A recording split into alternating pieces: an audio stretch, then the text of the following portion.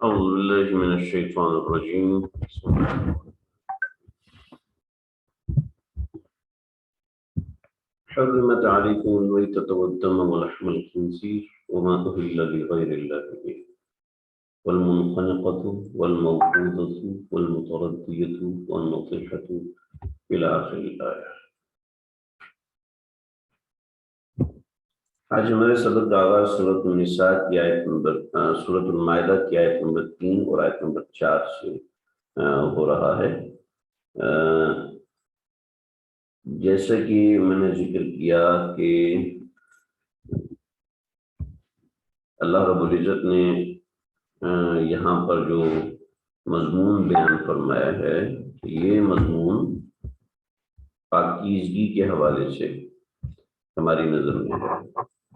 بہت پہلے میں نے ذکر کیا تھا کہ میں جو عنوانات یہاں پہ ذکر کر رہا ہوں وہ میں اپنی سمجھ اور فہم کے حوالے سے ذکر کر رہا ہوتا ہوں.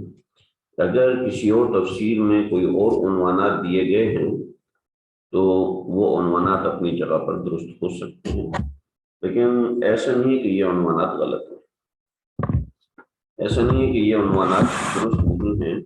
ہو سکتا ہے کہ کسی اور جگہ پر اس سے بہتر عنوانات دیے ہوں، ہر شخص نے اپنی فہم کے اعتبار سے، لہٰذا میں نے اپنی فہم اور سمجھ کے اعتبار سے یہاں پر عنوانات دیے ہیں تاکہ بات اچھے سے سمجھ میں آ جائے، قرآن مجید کو سیکھنا آسان ہو جائے. تو یہ سیکھنے کے اعتبار سے ہے، سمجھنے کے اعتبار سے ہے.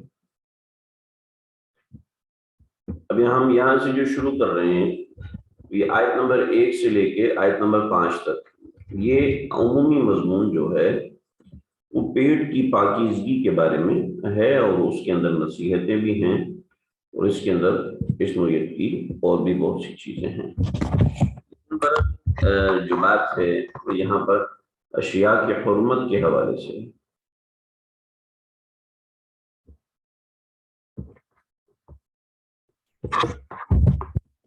علیکم المیتۃ والدم ولحم الخنزیر، یہاں پر حلال جانوروں، ہر جانوروں کی حرمت کا ذکر ہے.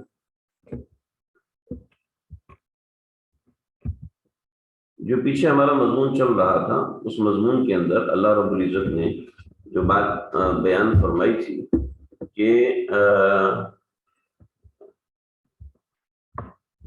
احلت لکم بہیمۃ الانعام الا ما یتلی علیکم، ٹھیک ہے، الا ما یتلی علیکم، جو تمہارے اوپر آیات تلاوت کی جا رہی ہیں اس کے اندر اس بات کا بیان ہے. ٹھیک، جب اس کے اندر اس بات کا بیان ہے تو اب وہ بیان یہاں سے کیا جا رہا ہے کہ کون سے جانور تمہارے لیے حلال ہیں اور کون سے جانور تمہارے لیے حرام ہیں. تو یہاں پر حرمت کا ذکر کر دیا، حرمت کا ذکر کر دیا کہ کون سے جانور حرام ہیں، اس کے اندر تقریباً بہت سی باتیں آ گئی ہیں، اور بقیہ تفصیل کچھ احادیث میں ہے، کچھ دیگر جگہوں پر ہے. کچھ چیزیں میں نے یہاں پر احادیث سے جو ماخوذ ہیں وہ بھی لکھی ہیں، اور کچھ چیزیں میں نے دوسری جگہ پر لکھی. یہاں سمجھ لیجیے اللہ رب العزت نے جو چیزیں بیان فرمائی ہیں، ترجمے کی طرف ہم بعد میں جاتے ہیں. پہلے ہم اگر اس کو سمجھ لیں گے تو آسانی ہوگی. میتا، میتا اس جانور کو کہتے ہیں جو جانور مردار ہو، مر گیا ہو، اپنی موت آپ مرا ہو تو اس جانور کو میتا کہتے ہیں، مردار. ٹھیک ہے. الدم، خون، وہ خون جب جانور کو ذبح کیا جاتا ہے تو اس وقت جو خون نکلتا ہے یہ خون جو ہے وہ حرام ہے. سمجھ رہے ہیں؟ ایک خون جو جانور کے گوشت کے اوپر لگا ہوا ہے یہ والا خون حرام نہیں ہے. ایسی جو جانور کے اندر یہ گوشت ہے اور گوشت کے اوپر ایک خون کا ٹکڑا، ایک خون کا ذرہ لگا ہوا ہے. آپ لوگوں نے مرغی بنائی ہے اور مرغی کی لیگ پیس بنائے. لیگ پیس بنانے کے اندر یہاں پر جب آپ گوشت کو کھاتے ہیں تو بعض دفعہ آپ کو یہاں پہ ہلکا سا خون لگا ہوا نظر آتا ہے، تو اب یہ خون جو ہے یہ حرام نہیں ہے. ایسا نہیں ہے کہ یہ خون اب ہے تو ساری ہڈیاں ہی حرام ہو گئی. وہ خون جب جانور کو ذبح کیا جاتا ہے تو اس وقت جو خون نکلتا ہے یہ بہتا ہوا خون. ٹھیک ہے. ولحم الخنزیر، ولحم الخنزیر، خنزیر کا گوشت، اور وما، اور کوئی بھی جانور، احل جو کہ حلال کیا جائے، لغیر اللہ، کسی اللہ کے علاوہ کسی اور کے نام پر. تفصیل ہے میں بتاتا ہوں. یہ 1 2 3 اور 4 یہ 4 قسم کے جانور ہو گئے. والمنخنقۃ والمنخنقہ وہ جانور جو گلا گھٹنے سے مرا ہے. منخنقہ اس جانور کو کہتے ہیں جو گلا گھٹنے سے مرا. دیکھیں میتا اور منخنقہ میں ہو سکتا ہے کسی کو جب بھی منخنقہ بھی وہی ہوتا ہے. تو یہ اصل میں مجھ سے بہت سے ایسے سوالات ہوئے کہ ساتھیوں نے پڑھنے والوں نے سوالات کیے ہیں. تو میتا کسی بیماری کی وجہ سے جانور مر گیا, ٹھیک ہے, تو وہ بھی میتا ہے. چوٹ لگنے سے جانور مر گیا وہ بھی میتا ہے. یا اچانک سے اس کا دل پھٹ گیا جانور کا مر گیا میتا ہے, ٹھیک ہے. منخنقہ وہ جانور جو گلا گھٹنے سے مرا, ٹھیک ہے. جیسے جانور ہے اس نے رسی لپیٹتا گیا اور لپیٹی اتنی زیادہ کہ اس کا گلا گھٹ گیا. ایسے ہی خناق نام کی بیماری ہوتی ہے, اس میں گلا گھٹنے سے جانور مر جاتا ہے. ایسے بہت سے منخنقہ گلا گھٹنے سے جو جانور مر گیا. جانور کافی سارے جا رہے تھے تو وہ لٹک گیا ٹرک سے اور اس سے ہو گیا گلا اس کا گھٹ گیا مر گیا, تو منخنقہ, ٹھیک ہے, پھندا لگنے سے جانور. والموقوذہ ایسا جانور جو چوٹ لگی اور چوٹ لگنے سے مر گیا اس کو موقوذہ کہتے ہیں. متردیہ جانور چھت سے گر کے مر گیا, یہ جانور کسی اونچی جگہ سے پہاڑ سے گر کے مر گیا, متردیہ. اور نطیحہ ایسا جانور جس کو کسی دوسرے جانور نے سینگ مارا اور سینگ مارنے کی وجہ سے وہ جانور مر گیا, اس کو نطیحہ کہتے ہیں. وما اکل السبع ایسا جانور جس کو کسی دوسرے جانور نے کھایا اور کھانے کی وجہ سے وہ مرا ہوا ہے, اب اس کا گوشت تمہارے لیے حلال نہیں. الا ما ذکیتم, ہاں وہ حلال تھا تو تم نے اس کو ذبح کیا, ٹھیک ہے. یہ چند چیزیں تھیں, یہ 9 چیزیں آگے, 4 اوپر والی اور 5 نیچے والی. تو یہ 9 چیزیں ہیں جن کا ذکر. اب اس کا ترجمہ سمجھ لیں. حرمت علیکم حرام کر دیا گیا ہے تمہارے اوپر, المیتۃ مردہ, والدم اور بہنے والا خون, ولحم الخنزیر اور خنزیر کا گوشت, ٹھیک ہے. وما اہل لغیر اللہ اور ہر وہ جانور جو اللہ کے علاوہ کسی دوسرے کے نام پہ ذبح کیا گیا. والمنخنقۃ وہ جانور جو کہ گلا گھٹنے سے مرا ہو. والموقوذۃ اور وہ جانور جو چوٹ لگنے سے مرا ہو. والمتردیۃ وہ جانور جو اوپر سے گرنے سے مرا ہو. والنطیحۃ اور وہ جانور جو کہ کسی جانور کے سینگ مارنے سے مرا ہو. وما اکل السبع اور وہ جانور جس کو کسی درندے نے کھایا ہو. الا ما ذکیتم, ہاں تم ان کو اس کو ذبح کر لو تو وہ تمہارے لیے حلال, ٹھیک ہے. یہ 9 ہو گئے. اب آگے وما ذبح علی النصب, وما ذبح علی النصب اور وہ جانور جو کہ نصب پر ذبح کیا جائے. نصب کیا ہوتا ہے؟ دیکھیں جی, پہلے زمانے کے اندر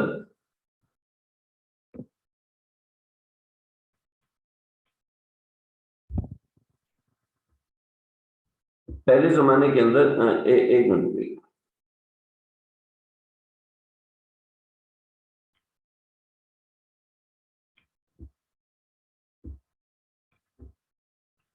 نصب تیروں کو نہیں کہتے تھے, وہ انتس تقسیم بالازلام, وہ وہاں کی بات ہے. وما ذبح علی النصب لوگ ایسا کرتے تھے بعض مرتبہ. نصب کہتے ہیں یہ بت ہے, یہ بت گڑا ہوا ہے, تو بت کے قدموں میں آ کے لوگ جانوروں کو ذبح کر دیتے تھے, ٹھیک. تو وما ذبح علی النصب وہ جانور جو بت کے قدموں میں لا کے ذبح کیا, اگرچہ اللہ کے نام پہ ذبح کیا, یہ بھی حرام, ٹھیک ہے. یہ 10واں ہو گیا. وان تستقسموا بالازلام اور ایک جانور آپ نے ذبح کیا, 7 بندے مل گئے, 7 بندے مل گئے, انہوں نے ایک جانور خریدا, ٹھیک ہے. اور جانور یہ 7 بندے مل گئے, انہوں نے ایک جانور خریدا اور جانور خرید کے ذبح کیا, اور ذبح کرنے کے بعد ایسا کیا کہ ایک تھیلا, یہ جانور ہے پورا, اور اس جانور کے گوشت کے انہوں نے 7 حصے کر دیے, ٹھیک ہے جی. اب ایسا کیا کہ ایک تھیلا لیا اور تھیلے کے اندر 7 تیر ڈالے, ٹھیک ہے جی. اور ہر تیر پر ایک جانور کے حصے کا نام, اس پہ ٹانگ لکھ دی, ٹھیک ہے, اس پہ ران لکھ دی, इस पे गर्दन लिख दी, इस पे कोहान लिख दी, इस पे कुछ भी नहीं लिखा, इस पे कुछ भी नहीं लिखा, ठीक है। तो इस तरीके से इन्होंने कहा कि हम जानवरों को ऐसे तकसीम करेंगे। एक बंदे का हिस्सा निकाला तो उसमें रान निकल आई, एक बंदे का हिस्सा निकाला उसमें कुछ भी नहीं निकला, एक बंदे का हिस्सा निकाला उसमें से कुछ भी नहीं निकला, एक बंदे का हिस्सा निकाला उसमें से कुछ भी नहीं निकला, एक बंदे का हिस्सा निकाला उसमें पूरा ऊंट निकला है, बकिया। तो इस तरीके से जो जो जानवर ज़िबह हुआ है उसको कहते हैं तस्तक़सिमु बिल अज़लाम।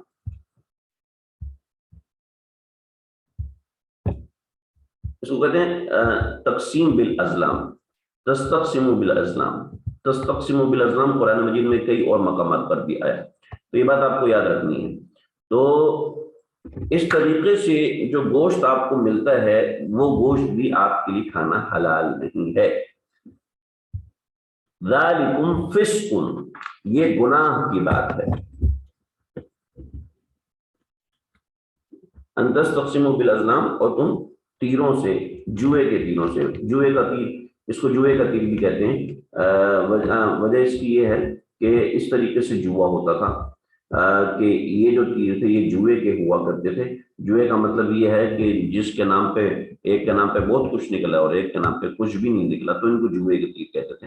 पहले लोग इससे फाल भी लिया करते थे और बहुत सी ऐसे मामला किया करते थे। तो ये तुम्हारे लिए हलाल नहीं है कि तुम जुए के तीरों से जानवर का गोश्त तकसीम करो, और जो तकसीम होगा वो तुम्हारे लिए हराम है।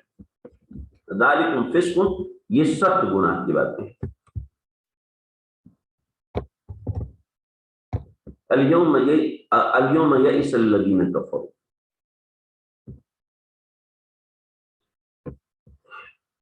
देखें जी, ये बात यहाँ तक मुकम्मल हो गई। अब आयत का ये वाला जो हिस्सा है ये बड़ा अहम है, और इस हिस्से को आप यहाँ तक रखें। यहाँ से अल्लाह रब्बुल इज़्ज़त ने एक और मजमून बयान फरमाया। इसको आप जुमला मोतरिज़ा समझ लें या कुछ और समझ लें, मेरे इस वक्त जहन में नहीं आ रहा मैंने इसमें क्या देखा था, मुझे देखे हुए 3-4 दिन हो गए। तो मैं अभी इंशाल्लाह आपको हो सकता है अगली नशिस्त में बताता हूँ।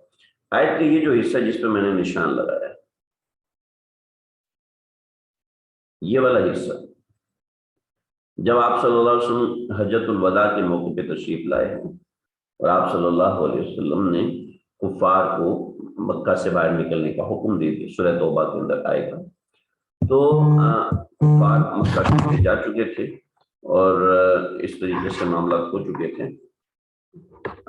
तो अब क्या है, अब ये है कि अल यौम, उस बारे में अल्लाह फरमाता है अल यौम यइसल लज़ीना कफ़रू, आज कुफार मायूस हो गए, मिन दीनिकुम, तुम्हारे दीन से, फला तख़शौहुम, उनसे मत डरना, वख़शौनी, मुझसे डरो, इसलिए कि अल यौम अकमलतु लकुम दीनकुम, क्योंकि आज मैंने तुम्हारे दीन को मुकम्मल कर दिया, व अतममतु अलैकुम निअमती, और अपनी नेमत को मैंने तुम्हारे ऊपर तमाम कर दिया, व रज़ीतु लकुम, और मैं राजी हो गया तुम्हारे लिए, अल इस्लाम, इस्लाम को बतौर दीन बनाने के लिए।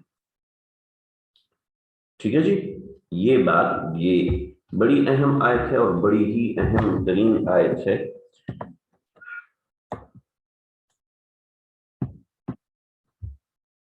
तो जी यहाँ पर ये बात होगी। फमन इस्तुर्रा, अब ज़ालिकुम फिस्क, ये तो गुनाह की बात है, लेकिन अल्लाह रब्बुल इज़्ज़त कितने प्यारे हैं, अपने ईमान वाले बंदों को फरमा, फमन इस्तुर्रा, जो शख्स हालत इस्तरार में हो। हालत इस्तरार क्या होती है जी? देखें जी, हालत इस्तरार ये होती है,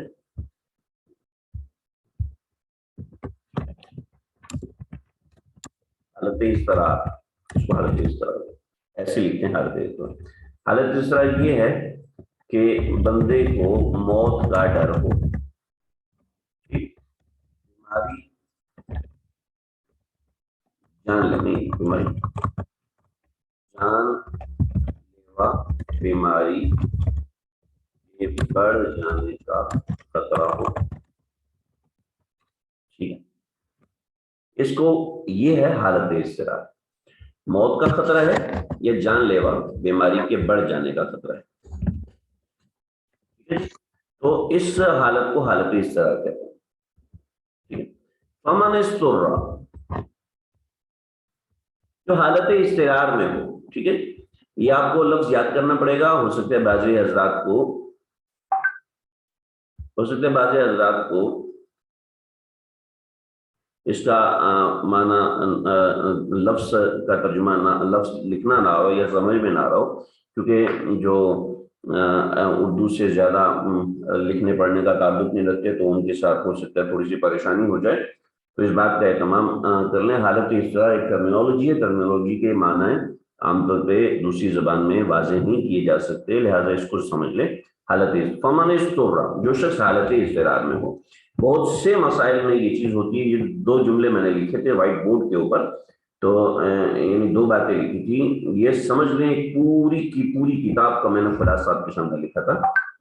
مولانا مجاہد الاسلام قاسمی صاحب نے اس ضرورت کے حوالے سے بہت سی باتیں بہت سے مفتیان کرام کی ایک مجلس کو جمع فرمایا، اور پھر اس کے اندر بہت سی باتیں آئیں. تو اس میں ضرورت کا بیان، ضرورت کیا ہوتی ہے، ٹھیک ہے. ضرورت جس کے نہ ہونے سے ضرر ہو،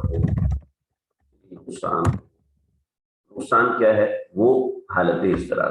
جیسے بطور مثال عورت بے پردہ سے باہر جا سکتی ہے حالت اضطرار میں، حالت اضطرار میں جا سکتی ہے.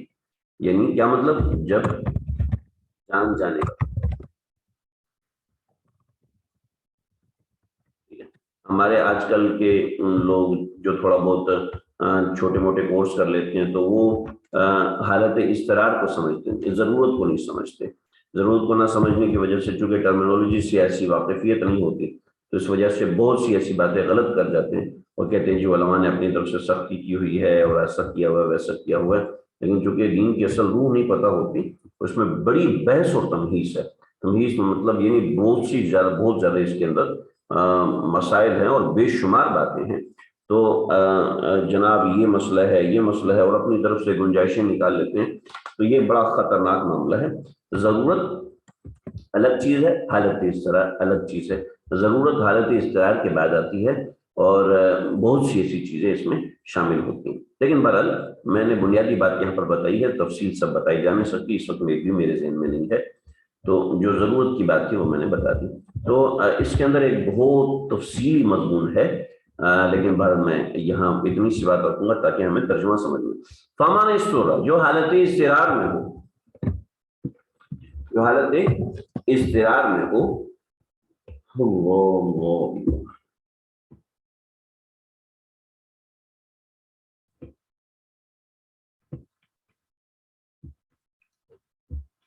فمن استورا، جو حالت اضطرار میں، فی مخمصۃ، بھوک کی حالت اضطرار. مخمصہ بھوک کی حالت اضطرار، تو وہ کھا سکتا ہے غیر متجانف الاثم. غیر متجانف الاثم بڑی اہم بات ہے. فمن اضطر فی مخمصۃ، جو شدید بھوک کے عالم میں بالکل مجبور ہو، ٹھیک ہے، وہ اس کو کھا سکتے ہیں. غیر متجانف الاثم، بشرطے کہ گناہ کی رغبت کی بنیاد پر ایسا نہ کرو. غیر متجانف الاثم، تجانف کہتے ہیں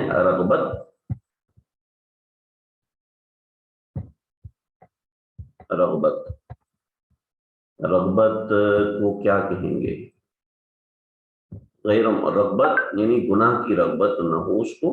اسم کہتے ہیں گناہ کو. گناہ کی رغبت کی وجہ سے نہ کھا رہا ہو، بس مجبوری کے طور پہ کھا رہا ہو تو کھا سکتا ہے. ٹھیک ہے. اب مجبوری مطلب جان نکل جائے گی، تو اس صورت میں وہ خنزیر کا 2 لقمے کھائے گا تو جان بچ جائے گی، 3 لقمے کھائے گا تو جان بچ جائے گی، 4 لقمے کھائے گا تو جان بچ جائے گی. بہت بڑا مضمون ہے اس کے اندر. جیسے بطور مثال آپ ایک ٹیبلٹ لیتے ہیں اور وہ ٹیبلٹ کس چیز کی بنی ہوئی ہے، اس ٹیبلٹ کے اندر جناب ایسی جیلیٹن استعمال ہوئی ہے جو کہ حرام جانور کی ہڈی سے لی ہوئی ہے، خنزیر کی ہڈی سے لی. ایسی جیلیٹن استعمال ہوئی ہے، اس میں الکوہلک استعمال ہوئی ہے، اور الکوہلک اتنی ہے کہ جو اس دوائی کے لیے ضروری ہے. تو اب یعنی اسی قدر جائز ہے، اس سے زیادہ استعمال کرنا جائز نہیں ہے. اللہ اس کی اجازت کیوں دے رہے ہیں؟ فإن اللہ غفور رحیم، کیونکہ اللہ تعالیٰ بڑے معاف کرنے والے۔ سمجھ رہے جی؟ بڑی اہم آیت تھی، بڑی ہی اہم چیزیں ہیں اس آیت مبارکہ کے اندر، یہ چیزیں آپ لوگ مستحضر رکھیں۔ اور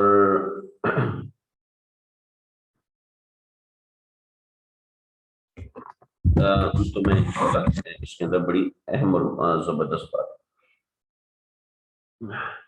آگے چلے جی، یسألونک ماذا احل لکم، آپ سے سوال کرتے ہیں کیا ہمارے لیے کیا چیز حلال ہے اور کیا چیز حرام ہے۔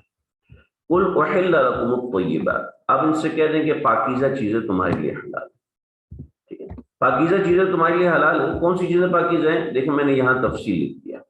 حلال جانوروں کی تفصیل عموماً سبھی کو معلوم ہے، گائے، بیل، بھینس، بھینسا، بکرا، بکری، بھیڑ، دمبا، دمبی اور پالتو جانوروں میں، یہ پالتو جانوروں میں سے، ٹھیک ہے۔ جنگلی جانوروں میں ہرن، نیل گائے، خرگوش جنگلی جانوروں میں حلال ہے۔ پرندوں میں کبوتر، فاختہ، مرغی، بطخ، بلبل، مور، تیتر، بٹیر، مرغابی، چڑیا، طوطا، مینا، یہ بھی حلال ہے، ٹھیک ہے۔ اور شکار کرنے والے جانوروں میں شکار کر کے جانور جو کھاتا ہو، ٹانگوں والا ہو یا پرندوں والا ہو، یہ دونوں حرام ہے، ٹھیک ہے۔ اس میں ساری تفصیل آگے، ایک چھوٹی سی تفصیل اوپر ہے، میں نے اس پہ حاشیے میں لکھی ہوئی ہے، یہ حاشیہ میں نے بنایا، اور آپ لوگ بھی بہتر ہے کہ حاشیہ بنائیں، کہ بہت ہی اچھا ہے۔ یہ دو احادیث ہیں، حضرت عبداللہ بن عباس رضی اللہ عنہ سے روایت، رسول اکرم صلی اللہ علیہ وسلم نے فرمایا ایسے جانور کھانے کو منع فرمایا جو اپنے دانتوں سے چیر پھاڑ کر کھاتا ہو، جیسے شیر، بھیڑیا، چیتا، بلی، کتا وغیرہ۔ اور ایسے پرندے کو کھانے کو منع فرمایا جو کہ پنجے والا ہو، یعنی پنجے سے ایک جانور کو شکار کر کے کھاتا ہو، مسلم شریف کی روایت۔ گدھ، چیل، مردار کھاتے ہیں، وہ بھی حرام ہے۔ شکرا، باز جو دوسرے پرندوں کو شکار کر کے کھاتے ہیں، وہ بھی حرام ہے۔ حضرت خزیمہ بن جوز رضی اللہ عنہ نے بیان فرمایا کہ نبی اکرم صلی اللہ علیہ وسلم سے بجو کے بارے میں دریافت کیا، آپ نے فرمایا کیا بجو کو بھی کوئی کھائے گا، وہ جو کانٹوں والا ہوتا ہے۔ پھر آپ صلی اللہ علیہ وسلم سے بھیڑیے کے بارے میں معلوم کیا تو آپ نے فرمایا بھیڑیا ایسا شخص کھائے گا جس میں کوئی خیر ہو، ایسا شخص کھائے گا جس میں کوئی خیر ہو۔ اسی طریقے سے بعض حضرات نے بجو کی جگہ لومڑی کا نام لیا۔ سنن ابی داؤد میں اسی طریقے سے اور روایت ہے، سی کے بارے میں آپ صلی اللہ علیہ وسلم سے پوچھا، یہ سی کانٹوں والا ہے۔ بجو ایک اور جانور ہوتا ہے، ہماری زبان میں تو اس کو کہتے ہیں جو غالباً سانپ سے مقابلہ کرتا ہے، یہ اس طرح کا کوئی جانور ہے۔ اسی طرح کے سیخ کے بارے میں وہ جو کانٹوں والا ہوتا ہے، آپ نے فرمایا کہ خبیثۃ من الخبائث، یہ خبیث جانوروں میں سے ہے۔ اور آپ صلی اللہ علیہ وسلم نے پہلے گدھوں کا گوشت لوگ کھاتے تھے، تو آپ صلی اللہ علیہ وسلم نے گدھے کے گوشت کو کھانے سے منع فرمایا۔ گھوڑے اور خچر کے حوالے سے بھی آپ صلی اللہ علیہ وسلم نے گھوڑے اور گدھے کے ملاپ سے خچر پیدا ہوتا ہے، تو اس وجہ سے خچر کو بھی آپ صلی اللہ علیہ وسلم نے کھانے کو منع فرمایا۔ گھوڑے کے حوالے سے میں پچھلے سبق میں بات کر چکا ہوں، ٹھیک ہے۔ قل احل لکم الطیبات، حلال کر دی گئی تمہارے لیے پاکیزہ چیزیں، اس کی تفصیل یہ ہے جو میں نے پوری ذکر کر دی۔ اچھا، اور وہ جانور جس کو آپ نے کتا پالا ہوا ہے اور آپ نے باز پالا ہوا ہے شکار کی نیت سے، لیکن کتا پالنا جائز نہیں ہے، شکار کی نیت سے یا حفاظت کی نیت سے پالنا جائز ہے۔ اس کے علاوہ گھر کی حفاظت کے لیے پالنا جائز ہے، اس کے علاوہ کوئی چوتھی بات نہیں ہے جس کے لیے کتا پالنا جائز ہو، جیسے شکار ہے اور اسی طریقے سے چور کو پکڑنا، وہ سب اس میں داخل ہے کہ کتے کے سینسز تیز ہوتے ہیں اور اس طرح کا معاملہ ہے۔ تو وما علمتم من الجوارح، وما علمتم من الجوارح، اور جن جوارح کہتے ہیں شکاری جانور، شکاری جانور کی وضاحت کر دی مکلبین جیسے کہ کتا وغیرہ۔ وما علمتم من الجوارح،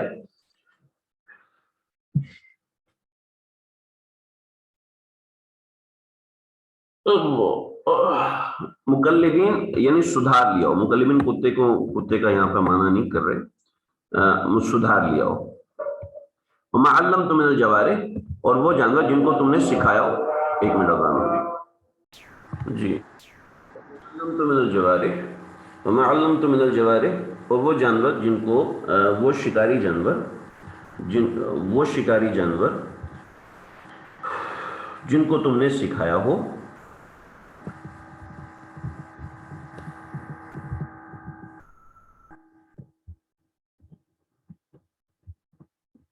وما علمتم سکھایا ہو من الجوارح ان شکاری جانوروں میں سے جن کو مقلبین سدھارے ہوئے. کیسے سکھا؟ تعلمونہن جن کو تم نے سکھایا ہو کما علمکم اللہ ویسے جیسے اللہ نے تم کو سکھایا ہے. دو باتیں ہیں. کتا یا شکاری جانور جو جانور کو شکار کرے اور شکار کر کے اس میں سے کھائے نہیں، اس کا مطلب ہے یہ سیکھا ہوا ہے. اس کا مطلب ہے یہ سیکھا ہوا ہے. اور دوسرا وہ جانور، دوسرا عقاب یا اڑنے والا جانور. عقاب اور اڑنے والا جانور وہ جانور ہے کہ وہ نہیں، میں نے غلط کہہ دیا. کتا جس نے 3 دن سے کچھ نہیں کھایا، اب اس نے جانور کو دیکھا اور اس کی طرف بھاگا، اور آپ نے جانور کو شکار کیا اور آپ کے اشارے پر اس نے جانور میں سے کچھ بھی نہیں کھایا، تو اس کا مطلب ہے کہ وہ سدھارا ہوا ہے. نمبر 1.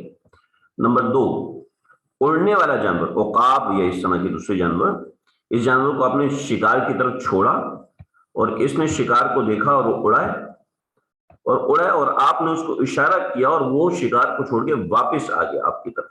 ٹھیک ہے، تو اس کا مطلب یہ سکھایا ہوا ہے. ٹھیک ہے، فَكُلُوا تو کھاؤ مِمَّا أَمْسَكْنَا عَلَيْكُمْ جو تمہارے لیے چھوڑ دیں. اب جانور کو اس نے پکڑا اور پکڑ کے ختم کر دیا، وہ جانور مر گیا، تو اب کیا کریں؟ اب اس کے اوپر تو اللہ کا نام نہیں پڑا ہوا.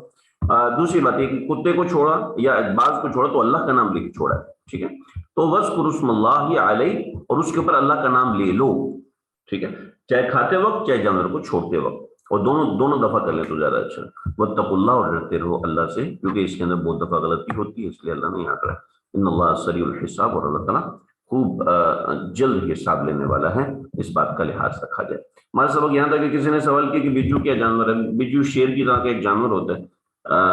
تو اب اس کو مزید تو میں نہیں بتا سکتا کہ بجو اور کیا ہوتا ہے، میں نے خود بھی نہیں دیکھا ہوا.